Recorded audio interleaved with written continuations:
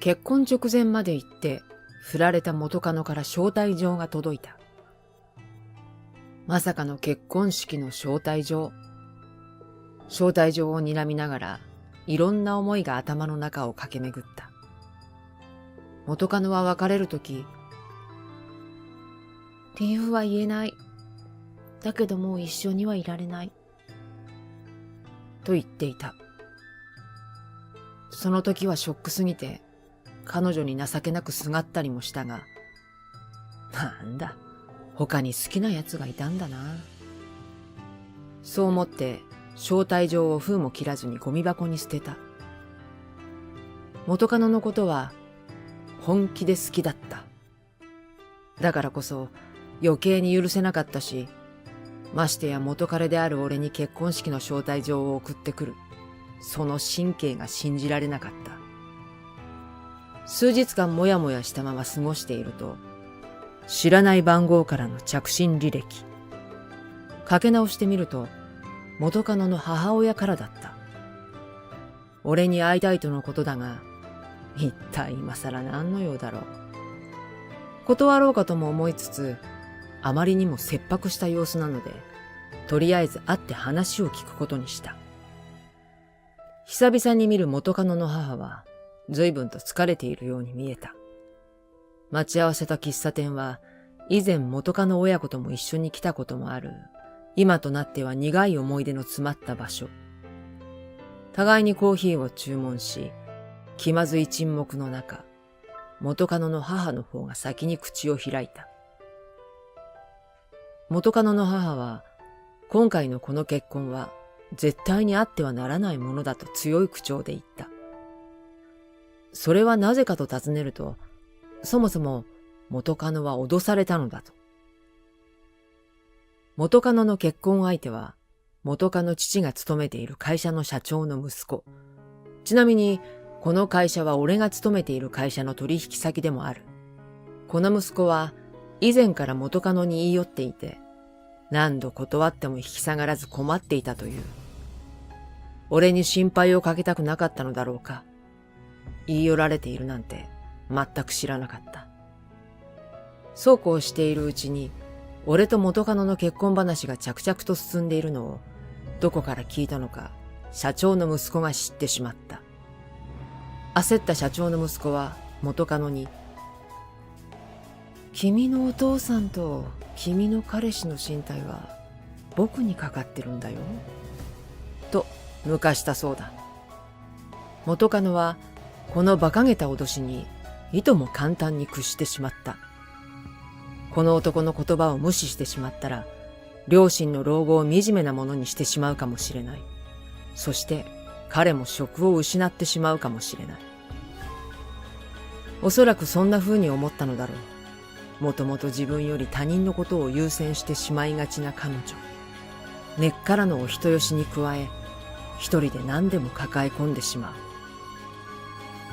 俺が惚れてしまった人は、そんな人。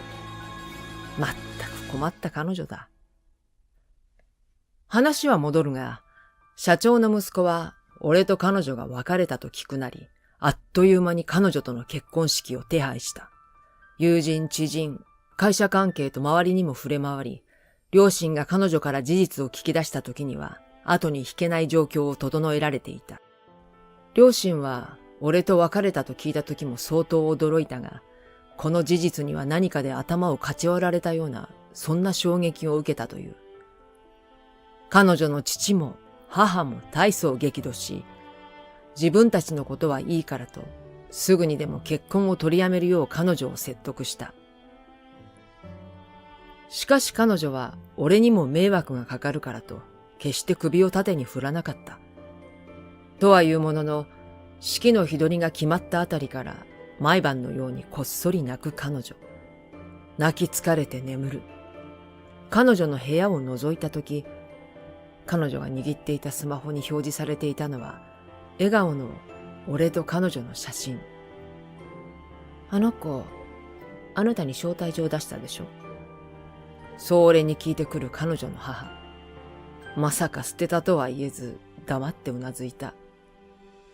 彼女の母は、招待客リストにある俺の名前を見て不思議に思ったのだが、少し考えた後にハッとしたそうだ。あれがあの子の SOS だと思うの。あの子ね、あなたのこと忘れたくても忘れられないのよ。不器用な子でしょ。本当はあなたに止めてもらいたいのかもって。だから。結婚式をぶち壊してでも娘を社長の息子から奪ってほしい。これが彼女の母から俺へと与えられたミッション。そもそも彼女の父は技術職。会社の中でも重宝されている立場だ。こんな理由で解雇になることも出世を絶たれることもまずない。引く手あまたの業界だからなおさらだ。加えて俺の方も全く問題ない。このご時世でそんなことをして下手に恨みを買い、ネット拡散や裁判なんかされたら都合が悪くなるのは無効なのだ。そう話すと彼女の母は、それもそうよねと笑い出した。だから彼女にもそのあたりをちゃんと伝えればよいのではないかと提案すると、彼女の母は黒い笑みを浮かべた。社長のバカ息子には腹が立って仕方がない。順調に大切に育んでいたものをここまでぐちゃぐちゃにかき回されたのだ。赤っ恥をかかせて二度と娘の前に顔を出させないようにしてやりたいということだそうで、素直に敵には回したくないなと思った。問題はどのタイミングでどうぶち壊すかだ。彼女の母と別れた後、俺は何か所かに電話をかけた。それから結婚式の当日まで裏で着々と準備を進めていった。そして結婚式当日、披露宴の前のチャペルでの挙式、式の始まりの合図で彼女とバカ息子が入場して間を置かずにバーンとわざと大きな音を立てて扉を開いた。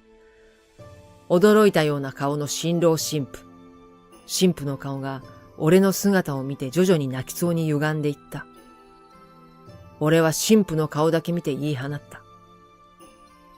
脅されて結婚なんてするな。親や俺のためにお前が犠牲になることなんてないだろう。俺はお前のためなら会社をクビになったって構わない。親や俺の首を餌にお前と結婚しようとする、そんな奴なんかと結婚するなよ。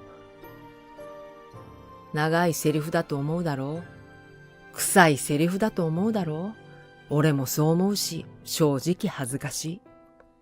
だが、これは今回用意した作戦の一つだから仕方がない。現に、招待客がざわざわし始めて。脅されて結婚？新郎が無理やり？などとこそこそ話を始めている。彼女の両親は前の席から俺を見て笑うのをこらえている。新郎の両親は前を向いたままで表情はわからない。俺はそのまま彼女を見つめ、一緒に来てくれるかと聞くと、彼女はポロポロ泣きながらうなずいた。それを見た新郎は慌てた様子で彼女に言った。いいのか？ここで言ったら。どうなるって言うんだ。新郎の言葉を遮ったのは新郎の父、つまり社長。社長夫人を引き連れてこちらに向かってきた。そして新郎のそばに着くと同時に、このバカ者がお前ごときの意志一つで大事な社員や取引先を失ってたまるか。身の程を知れと怒鳴った。社長夫人も冷たく言い放つ。甘やかしすぎたみたいね。あなた、一回単身で海外にでも行ってきなさい。仕送りはしないけど。それから今度は二人揃って彼女の両親のもとへ行き、うちのバカ息子がとんだご迷惑をおかけしました。申し訳ありません。と深々と頭を下げていた。新郎、いや、バカ息子は青みたいな赤みたいな紫みたいな、なんだか変な顔色になっていた。俺は彼女の両親に目配せをして、彼女と共にチャペルを出ると、そのまま式場の中の一室に入った。彼女は化粧が崩れるのも気にせず、俺に抱きついて泣きじゃくった。そんな彼女をそっと引き剥がし、これからは何があっても俺に言いなさい。二人で考えれば、なんだってなんとかなるんだから。と言うと、うなずきながらまた泣き出した。彼女がようやく泣き止み、落ち着いたところで、ちょっとトイレに行ってくる。と言い残し、俺一人で部屋を出た。そして、外で待っていた人たちに目だけで合図を出した。みんなはうなずき、一斉にチリチリになる。そのうちの数人は彼女のいる部屋に入っていき、俺も自分の準備をするために用意された別部屋に入っていった。30分後、自分の支度が整い、再び彼女の待つ部屋に戻ると、違うドレスに身を包んだ彼女が嬉しそうに微笑んでいた。あの日、彼女の母と別れた後、俺は自分の会社の社長と知人友人すべてに電話をかけまくった。彼女のお父さんの会社にも電話し、社長に会うためのアポも取り付けた。全員に今回の事情を暴露し、協力を求めたところ、この際バカ息子を懲らしめようとなり、ついでにそのまま俺と彼女の結婚式をしてはどうかという話が持ち上がった。式場には俺と彼女の両親と社長夫妻までもが出向き、そこでも事のあらましを説明して式場側の協力を取り付けた。式場にしてみれば用意したものが無駄にならなくて済むし、何より面白いと提案に乗ってくれた。新郎が呼んだ知人友人には帰ってもらう運びとなるが、空いた席には俺の知人友人たちを呼ぶことにした。人数合わせを慎重に行ったので、名前札をすり替えるだけでいい。当日の彼女のドレスは、あいつが選んだもので嫌だった。だから違うドレスを改めて俺が選び直した。そのドレスは本当に彼女によく似合っていた。